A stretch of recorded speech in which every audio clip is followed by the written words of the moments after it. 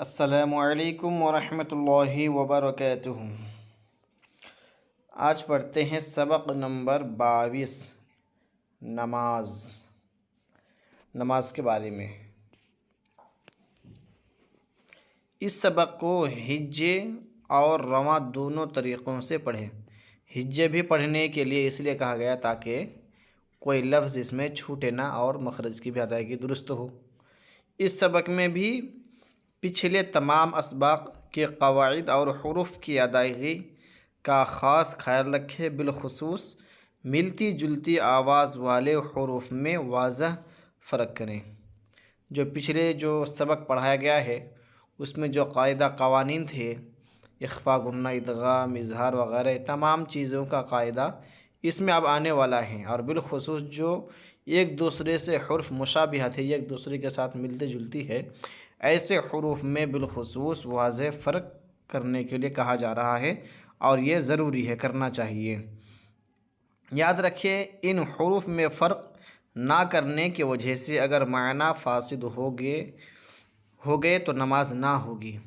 کچھ حروف ایسے بھی ہیں جن کے فرق اگر نہ ہو اور معنی میں اگر فسادی آ جائے تو پھر نماز بھی نہیں ہوگی، نماز کیا ہو جائے گی؟ نماز ٹوٹ جائے گی۔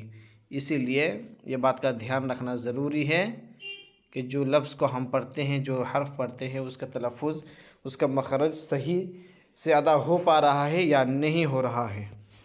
نماز جب شروع کرتے ہیں تو سب سے پہلے اس میں بات آتی ہے تکبیر تحریمہ۔ تکبیر تحریمہ اسے کہتے ہیں جب اللہ اکبر بول کے کانوں تک ہاتھ اٹھا کے ناف کے نیچے جب باندھتے ہیں، وہ جو تکبیر بولتے ہیں اللہ اکبر، اسی کو کہتے ہیں تکبیر تحریمہ۔ ٹھیک ہے، تو تکبیر تحریمہ اللہ اکبر کہیں، نماز شروع ہو گئی۔ اب اس کے بعد ثنا پڑھنا ہے، سبحانک اللہم وبحمدک وتبارک اسمک وتعالی جدک ولا الہ غیرک۔ ثنا ایک دم تلفظ اور مخرج کے ساتھ ٹھہر کے بہترین طریقے سے پڑھنا چاہیے۔ پھر اس کے بعد تعوذ، یعنی اعوذ باللہ من الشیطان الرجیم۔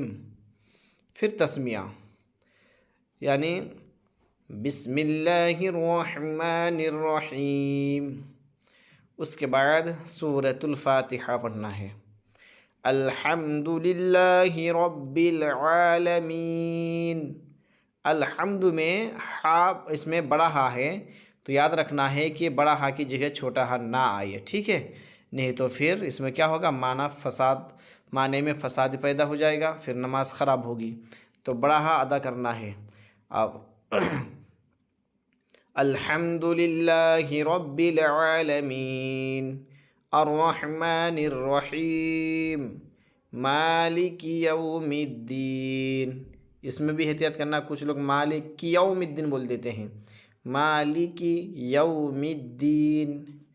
ایاک نعبد و ایاک نستعین، یہ سب میں دھیان رکھنا پڑے گا۔ اہدنا الصراط المستقیم، اب یہ طا سے ہے، اگر اس کو کوئی صراط المستقیم اگر کہا تو طا کی بجائے تا ہو جائے گا۔ طا میں اور تا میں فرق یہی ہے کہ تا باریک ہے اور طا پر ہے، ٹھیک ہے؟ اب اگر کوئی اس کو باریک کر دے گا طا کو تو وہ کیا ہو جائے گا؟ تا ہو جائے گا، ہے نا؟ تو پھر معنی میں کیا ہوگا؟ فساد پیدا ہوگا، تو پھر نماز درست نہیں ہوگی۔ اسی لیے مخرج کی ادائیگی کے ساتھ ہی، ہے نا، لفظ کو ادا کرنا چاہیے، حرف کو ادا کرنا چاہیے۔ اہدنا الصراط المستقیم صراط الذین انعمت علیہم غیر المغضوب علیہم ولا الضالین۔ آمین، آمین آہستہ کہنا ہے۔ اس کے بعد پھر دوسرے سورہ ان کے ساتھ ملانا ہے، سورۃ الاخلاص پڑھ دے۔ اس میں صرف ایک رکعت کے بارے میں ترکیب بتائی گئی ہے، ٹھیک ہے؟ اب نماز میں جب پڑھیں گے تو پہلے بڑی سورت ہونی چاہیے، لہٰذا نماز کے بیان اس میں پڑھائے گئے ہیں جنتی زیور میں، اس میں جا کے دیکھ سکتے ہیں۔ تو اس میں جیسا ہے ویسا ہی آپ کو پڑھایا جا رہا ہے۔ اب سورہ فاتحہ کے بعد سورہ اخلاص۔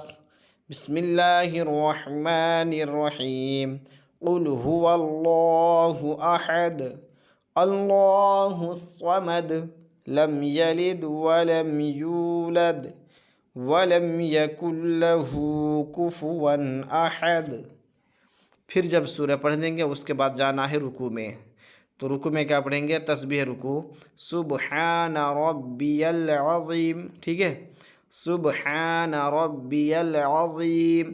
آپ کو اس کو عظیم یا عظیم ایسا نہیں، ضا سے ہی بولنا پڑے گا، عظیم۔ ضا کا جو مخرج ہے وہ پہلا ہی سبق نمبر پہ پڑھایا گیا اس کو، ٹھیک ہے، نورانی قاعدہ میں بھی پڑھایا ہوں اور مدنی قاعدہ دونوں کتاب میں اس کا سبق پڑھایا گیا ہے کہ کون سے حرف کہاں سے ادا ہوگا۔ 3 بار تسبیح کہنا ہے۔ کوئی اس کو عجیم جیم سے نہ کہے، کیونکہ معنی میں پوری طریقے سے فسادی پیدا ہو جاتا ہے۔ عجم کے معنی، عجم کے معنی ہوتا ہے گونگا، ہے نا؟ تو سبحان ربی العظیم ضا سے ہی کہے۔ پھر اس کے بعد سمع اللہ لمن حمدہ، تمحید، ربنا ولک الحمد۔ پھر تسبیح سجدہ کیا ہے؟ سبحان ربی الاعلی، ہے نا، سبحان ربی الاعلی، یہ سجدہ کا یہ تسبیح ہے۔ پھر اس کے بعد تشہد، جس کو التحیات کہتے ہیں۔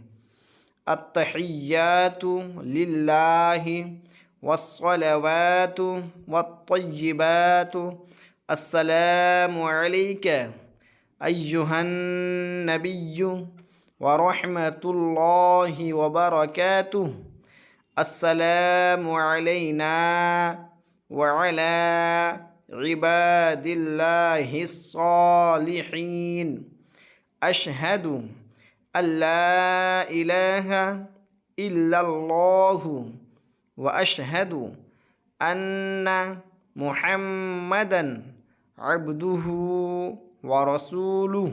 یہ اتحیات ہے، یہ نماز میں پورا پڑھنا واجب ہے، نہیں تو نماز نہیں ہوگی۔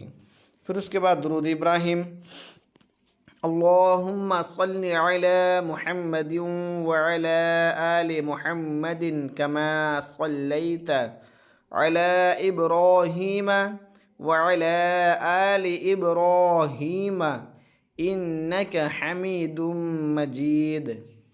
اللہم بارک علی محمد وعلی آل محمد کما بارکت علی ابراہیم وعلی آل ابراہیم انک حمید مجید۔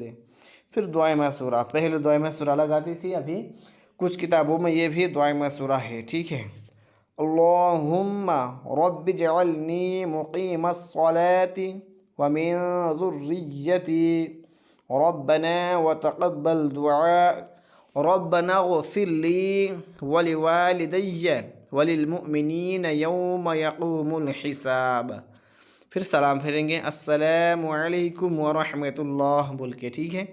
اور پھر نماز وتر میں، عشاء کی نماز میں، اس میں دعائے قنوت کی بھی ضرورت پڑتی ہے نا۔ تو یہ رہا دعائے قنوت، اللہم انا نستعینک ونستغفرک ونؤمن بک ونتوکل علیک ونثنی علیک الخیر ونشکرک ولا نکفرک ونخلع ونترک من یفجرک اللہم ایاک نعبد ولک نصلی ونسجد وإلیک نسعی ونحفظ ونرجو رحمتک ونخشى عذابک ان عذابک بالکفار ملحق۔ یہ دعائے قنوت ہے، اس کو اور بھی بہترین طریقے سے ٹھہر ٹھہر کے پڑھنا پڑے گا، ٹھیک ہے۔ پھر اس کے بعد یہ دعا ہے، ان اللہ وملائکتہ یصلون علی النبی يا أيها الذين آمنوا صلوا عليه وسلموا تسليما اللهم صل على سيدنا ومولانا محمد معدن الجود والكرم وعليه وبارك وسلم.